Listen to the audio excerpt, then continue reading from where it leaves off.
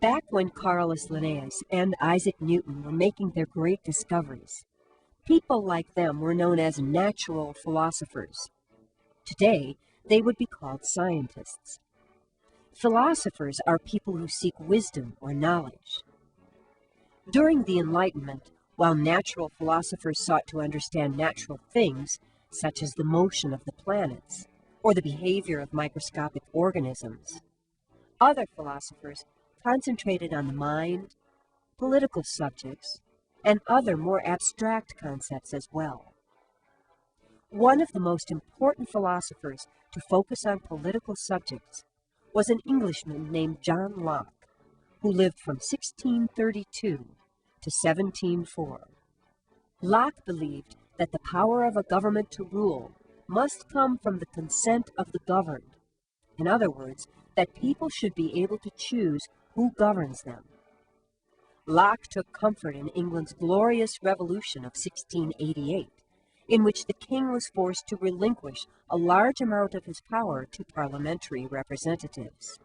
He promoted the idea that every human being was born with three basic natural rights: those of life, political equality or liberty, and the ownership of property. Locke also promoted freedom of the press, educational reform, and religious tolerance, and called for the overthrow of governments that failed to protect basic human rights. In France, several great Enlightenment philosophers wrote passionately about human rights and democracy as well.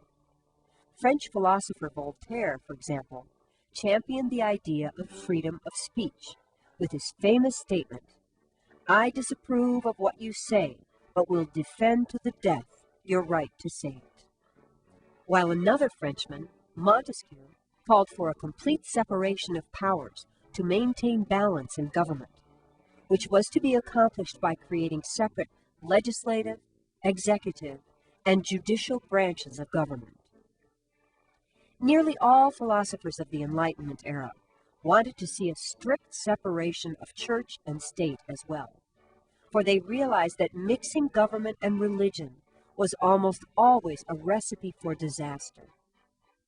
The Enlightenment philosophers themselves were usually deists, people without traditional religious beliefs, who believed in what they called nature's God, that is, in an all-powerful spiritual force that had created the universe and everything in it, but then left it alone.